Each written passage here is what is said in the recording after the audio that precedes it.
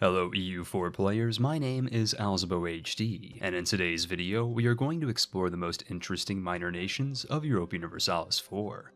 These overlooked and underrated states lie at the periphery of major civilizations, but don't let their size fool you.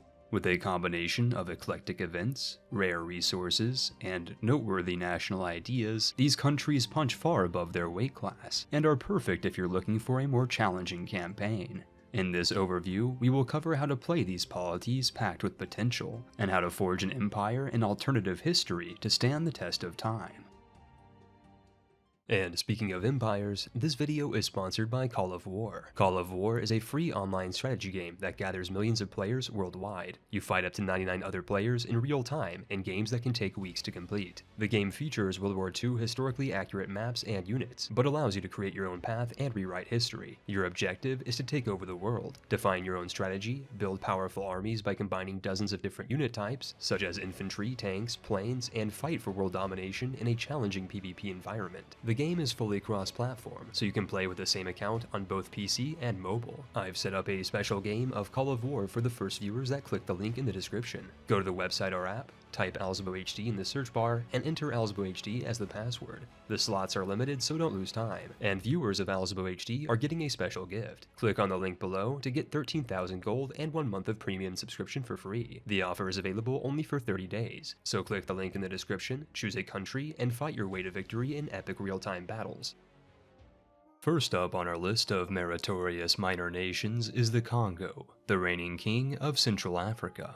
Starting in 1444 with 52 development and 2 vassal subject states, Kongo is an underrated state that is often overlooked by non-Belgian EU4 players. While the nation does start as a tribal government without any institutions, the path towards progress is easier than you might expect. Their coastal position allows you early access to feudalism, as you Congo and no CB southeastern Africa, and you can also obtain colonialism, as you Kinshasa colonize South America with relative ease.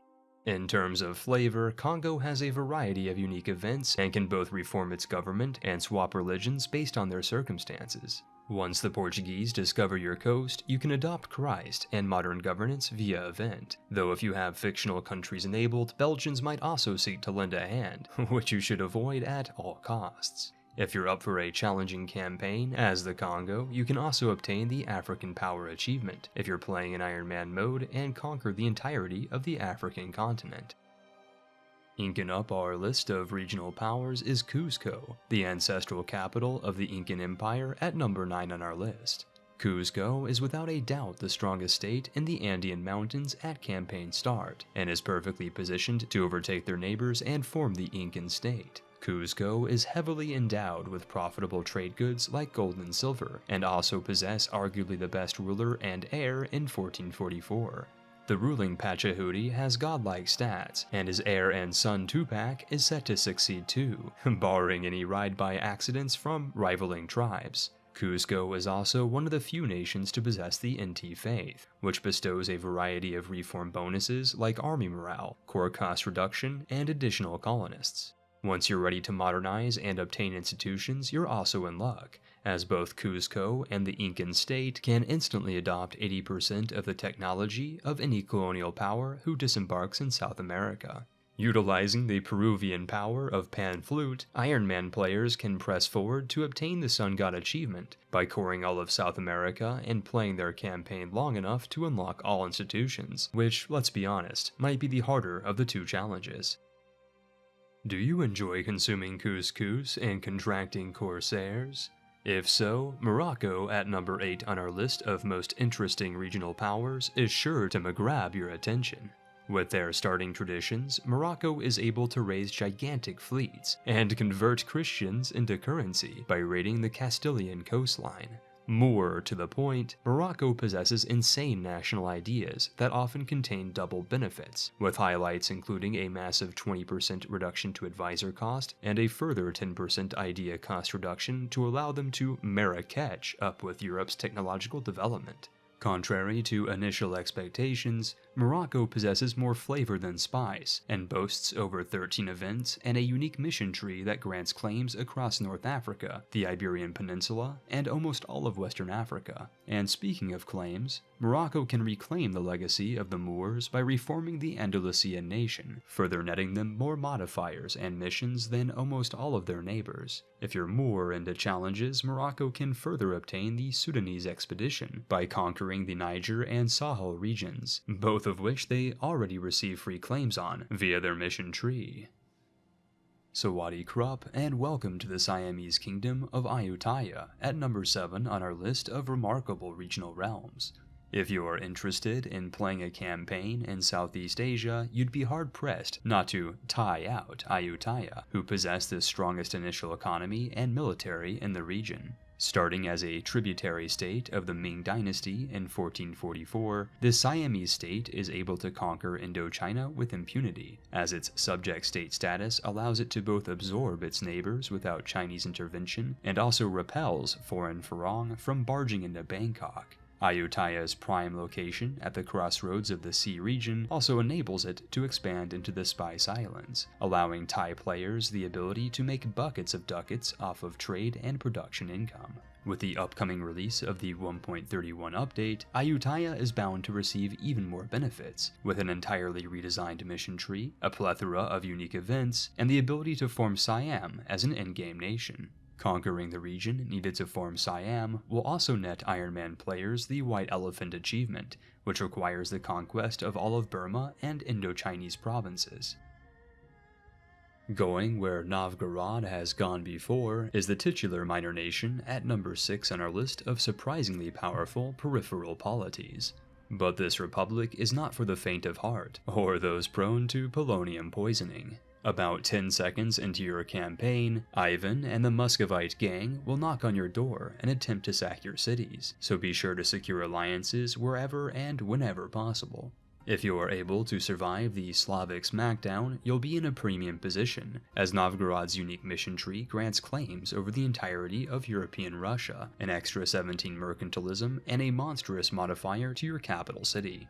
On top of their trade-based national ideas and unique events, Novgorod also possesses the unique Veche Republic government form, which is preserved even if the player opts to form Russia, which itself grants you even more missions and modifiers. And if you do decide to rush B and own the Third Rome DLC, your starting Orthodox religion is broken beyond belief, and is covered more in depth in the Top 10 Strongest Religions video, located at a card on the top right of your screen. Both Novgorod and Russia can obtain 3 unique achievements in their campaign, assuming you're put in Iron Man mode. Jay Baloki, and welcome to Sirhind, the 5th most powerful peripheral polity on our list. This Sunni Sultanate lies in Punjab, the Sikhist region in all of the Indian subcontinent, and starts their campaign in 1444 as a vassal to Delhi. Within a space of a mere month, however, you can declare independence and curry the conflict, as your 456 starting ruler is a Sirhindi space marine and godlike general. With unique events, missions, and the ability to form the nations of Delhi, Punjab, Bharat, or Hindustan, Sirhind is second to none in the northern subcontinent. If you Vishnu to convert to other religions, Sirhind is in a prime position to adopt Sikhism, which further enables you to seek out a plethora of Guru event trees and modifiers. Personally, I'm partial to forming Punjab, and Gurdwaring around India with the awesome map color and Kirpan flag design. Iron Man players who opt to start a Sirhindi's campaign can obtain the Emperor of Rajasthan and Sikhpun achievements, depending on the path they seek. Buongiorno benvenuto to Milan, the 4th most interesting minor nation to play in EU4. Outside of Venice, itself a major power in 1444, Milan is undoubtedly the best candidate to reunite the peninsula and reform the civility of Italy. The possibilities are endless, with Milan boasting an out-of-the-box infantry combat ability and diplomatic reputation tradition, granting their military an advantage over possibly all of their neighbors. But that's no key all, as Milan also owns cores in Venice, has access to very high development across their provinces, gains all institutions in their home region, and even has missions that grant claims across all of Italy. Furthermore, Milan is the only nation in the game able to obtain the unique Ambrosian Republic government form via event, which grants them additional tax bonuses, army morale, and a massive +50 modifier to their governing capacity. Iron Man players intent on forging the Italian state can further obtain the Italian ambition achievement by starting their campaign as Milan. Pasta la vista. Inflating their way up our list at number 3 is Kilwa, the Swahili Sunni Sultanate and one of the most interesting minor nations in 1444. If you are interested in fat stacks of cash and steamrolling your non-feudal neighbors, Kilwa is a blast to play, and arguably the most powerful polity in all of sub-Saharan Africa. Kilwa's capital is literally made out of gold, and Sofala, their subject state, possesses 2 further gold-producing provinces, rendering Kilwanese currency the Zimbabwe dollar of early modern times. This Swahili state controls nearly all of the Southeast African coastline, itself containing the best and most valuable trade resources in the game, like ivory and slaves in addition to gold. To your southwest lies Mutapa and Batua, primitive neighbors who possess even more gold, effectively allowing you to own nearly 10 gold mines a decade into your campaign. Can ya even imagine how much admin this would take to combat the inflation? If you're up to playing this Kilwa Queen, you can obtain the Queen of Mercury achievement by owning and coring the Zanzibar and Bombay provinces in Iron Man mode. Stepping up our list of relevant regional realms is Mongolia at number 2.